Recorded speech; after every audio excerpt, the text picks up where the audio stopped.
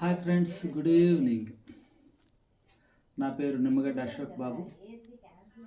ఈరోజు అంశం ఏమిటంటే రిపబ్లిక్ డే, రాబోయే రిపబ్లిక్ డే, 77వ రిపబ్లిక్ డే గురించి మనం మాట్లాడుకోబోతున్నాం.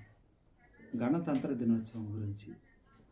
అయితే ఈరోజు మీ ముందుకు రావడానికి కారణం మన రాజకీయ అక్షరాస్యత కోసమే. ప్రజల చేత, ప్రజల ద్వారా, ప్రజలలో నుంచి ఎన్నిక కాబడినటువంటి ప్రజాప్రతినిధులు వాళ్ళు ప్రజాప్రతినిధులుగా కాకుండా ప్రజల కొరకు పనిచేయకుండా కేవలం ఒక అధికార దర్పంతో, అహంకారంతో ప్రజలను ఇబ్బంది పెడుతున్నారు, ప్రజలను దోచుకుంటున్నారు, అలాగే ప్రజల చేత ఊడిగం చేపించుకుంటున్నారు. వారి కొరకు సంక్షేమ పథకాలనే ఒక ఆట చెలగాటంగా మార్చారు.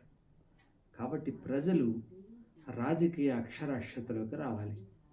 వివేకవంతమైనటువంటి పౌరులు వికాసవంతంగా ప్రగతి వైపు నడవాలి అంటే ప్రాథమిక విద్య అందరికీ అందాలి. అలాగే వైద్యం ప్రభుత్వాల బాధ్యతగా మారాలి. ఆర్టికల్ 21 ప్రకారం జీవించే హక్కును ప్రజలందరికీ ఇచ్చే విధంగా ప్రజాప్రతినిధులు ఒళ్ళు దగ్గర పెట్టుకొని పనిచేయాలి.